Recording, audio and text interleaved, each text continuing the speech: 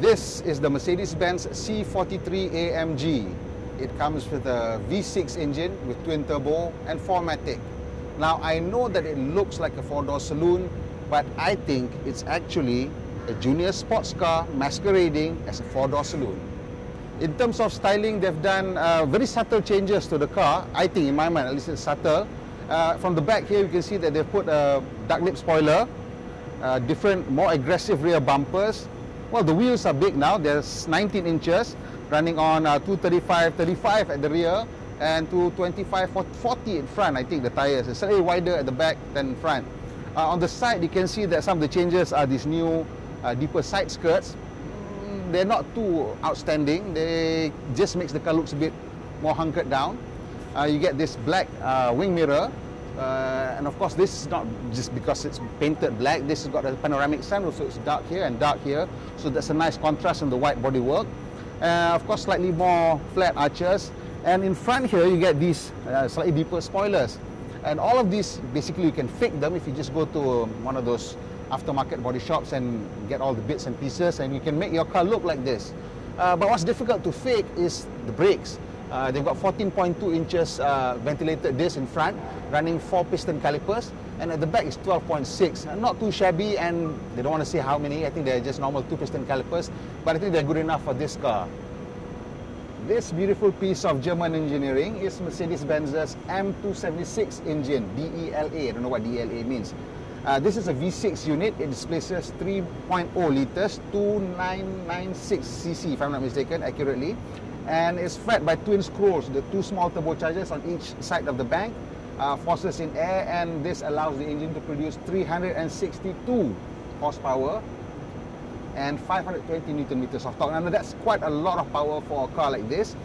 And under normal circumstances, it would be quite difficult to control. So what they've done to make it more drivable is given it 4MATIC. So the 4MATIC system is, of course, Mercedes-Benz's all-wheel drive system, and this helps to distribute power front and rear. To add to the sense of luxury, everything in this car is electrically controlled. Even the steering adjustment is electrically controlled for reach and rake. So you can adjust the angle of rake and the reach all by using this small little toggle switch right here. The seats is 3 memory, and of course, obviously electrically controlled. It apart from the usual front and back, it also has extendable tire support, so you can push and get your tire support to go out a little bit if you're a taller driver. Then if you're a slightly less tall driver, you can bring it back in. Even the headrest is electrically adjusted. Of course, it's a Mercedes, and you are paying over 400,000 for it, so you deserve all the conveniences that you can get. The inside of the cabin of the C-Class is, sadly, is still slightly half generation behind of the current Mercedes-Benz. Of course, you know that the current Mercedes cars, even the A-Class, have got this long screen that looks very impressive, and it's all the displays. Even the speedometers or the main dials are all electronic, or rather digital displays now. But this still gets a normal dial and a large multifunction display and a separate center display for the entertainment system. So in this car, that's special to the AMG version, is you get this black leather with red contrasting stitch. Also this flat bottom steering wheel, this 3-spoke flat bottom steering wheel. You get this piano black interior. All the chrome trimmings are, I think, similar that you'd find on other cars. On the seats itself, the seats are different. So you get these really nice, very tight hugging bucket seats. And the materials themselves are also unique. So you have this Artico man-made leather. Man-made leather, so this is not genuine leather in a Mercedes-Benz. So I don't know why they are telling us they're using man-made leather, but it is Artico man-made leather, and this is Dynamized microfiber material. This Dynamized microfiber material looks like suede, and what's nice about this Dynamized microfiber is that it's very grippy, so it's very suited for bucket seat applications. When you're driving really hard around the corners, the seat will grip you nicely, so you won't be thrown around as much. And of course, to make it even more stylish, in keeping with the red stitching contrast, you get these really, really cool or garish red seat belts. Do you like them? I think they're quite okay. So the entertainment system uses the usual Mercedes-Benz menu system and all that. And of course, you access the system through this touchpad and this roller wheel. And the touchpad on this car, let's see. I'm not sure if it has haptics or not, but the newer cars, they all have haptic feedbacks on the touchpad. So this one is still running the slightly older ones. It doesn't have haptic feedback. No, it doesn't have haptic feedback. But there is a solid click to it. If you push it, well, not all parts, maybe at the back you can get a click. There is some feedback from it. But otherwise, it's quite a good system to use, but not really intuitive, and not unless you're used to it for like maybe a month or so, then maybe you can start to move things around without looking too much. But the good thing about it is that once you put it, let's say, in your radio mode, you can then select your stations using the buttons on the steering wheel, and that's fairly good enough for most situations. The air conditioning controls are basically this long strip of toggle switches. You set your temperatures, a dual zone system, so left and right you can set different temperatures. The guys at the back also can set a different temperature, so they can have their own temperature.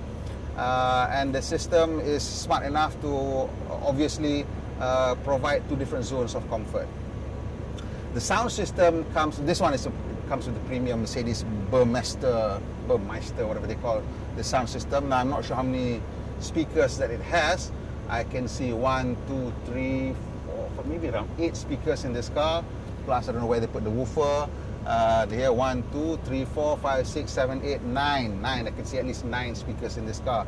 And obviously the sound system is quite good. If your girlfriend calls you, it'll sound like she's just next to you. And that's the same if your mother-in-law calls you. This is a C-Class, so there's no difference between the space in the normal C-Class and this one. The seat in front has been adjusted to my height, which is about 5'11", and I have enough room at the back. And there's no real complaints if you're sitting at the left or right seats, but if you're sitting in the middle, it's slightly uncomfortable because the seat here sits slightly higher, so you have slightly less leg room, and also the cushion is firmer. And of course, there's a very large transmission tunnel here because this is a rear-wheel drive car, actually an all-wheel drive car. So the person sitting in the middle has to straddle this, and if the person in front is tall and they lower the seats, there's not enough room underneath the seats for you to put your feet underneath. So you feel really quite cramped. In terms of comfort features, you have these sun blinds on the sides, and of course the seat belts still red at the back. There are ISOFIX mounts for child seats, and in this car the ISOFIX mount is, well, it's not removable. There's a rubberized plastic here, rubberized flap, and I think this is a pretty good design because see what happens is if you just see the sign and just push it in with your ISOFIX seats, it'll just catch by itself. Then once you're done, you just flip it back out and it's all covered again. You won't lose this, and it's clearly marked, so it's easy for you to use it. And there is of course a top tether hook up here. It's a little loop up here, metal loop, so you can put further secure your child seat. At the back there are 2 air conditioning vents with separate fan and temperature control. I like the design because this looks like a really cute bug-eyed person, a small child that's smiling and grinning at me, so I like this design. The most fantastic feature of this car for me, I think, if you're a rear passenger, is the panoramic roof. And once you're done with opening the panoramic roof, even in the daytime it's quite okay because the glass is quite heavily coated. But if the weather is permitting, you can slide the front glass, which is quite big, and it becomes a very large sunroof. And it does make a whole lot of difference when you're driving with this open. The rear center armrest makes this an even more comfortable place to be. Inside here there's a bit of storage area, so maybe you can put your phone or whatever small items. And of course, mandatory, you'll have cup holders in front of it. There are 2 cup holders here, and they are a very interesting design where once you put the cup in, it will open, and there's a little holding thing at the bottom, so it'll hold it quite stable. The cup goes down quite enough to make it stable, so that when you're driving around, the cup won't come out and won't fall.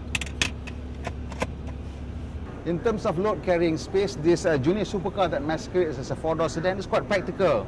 It has a 480-litre boot, and inside the boot there are some nice hooks so you can tie down your cargo. There are nets on the left and right, so you can put little things there. And there are also hooks on the side of the boot, so you can put your teh tarik or mi rebus or whatever it is. And underneath the floor, you get something that is quite useful, which is now becoming standard for all Mercedes-Benz cars. You get this collapsible shopping cart. And apart from the collapsible shopping cart, they also give you this puncture repair kit. Now the reason why they give you a puncture repair kit and not a spare tire is because the tires are too big, and if they give you one of those skinny space saver spares, it could be dangerous. So if you can repair the tire, then you can continue. If you can't repair the tire, then you just have to wait for the tow trucks to come. So how you use this is that you install this, which has some, I don't know what gooey substance, which will reseal your tires. You plug it in, pull this out, and plug this here, and plug this end to the tire, pull out the 12 volts socket, plug this to the car, and your Bob's your uncle is just turn it on, and it should do its own thing until it's done. At the beginning of the video, I said that this is a junior supercar masquerading as a four-door saloon, and I stand by that comment. You know why? Because this car can accelerate to 100 kilometers per hour in 4.7 seconds. You have to remember that in the 80s and maybe up to the early 90s, supercars were trying to get to sub 5-second acceleration times. And right now, in this time, this is where the junior supercars live. See, junior supercar in four-door saloon. And on top of that, this car is quite comfortable, and it has 4 rooms for a family of 5. And it's a very comfortable car to drive in every day, because what it has is AMG adaptive ride. No, Magic Ride, something adaptive control. Anyway, you can adjust the damper settings. And what happens is that when you select comfort, this car behaves just like a normal car. Even over small imperfections like potholes, it just disappears under the car, which is the strangest thing, because it has very large wheels and ultra low profile tires. But that's the magic of adaptive dampers.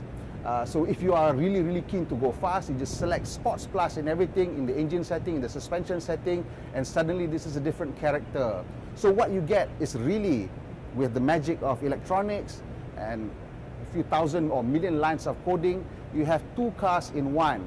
And because of that, I'm going to give it a rather high score of 7.5 out of 10. Okay, don't forget to like and subscribe to our channel, and come again next week. You'll have something even more interesting.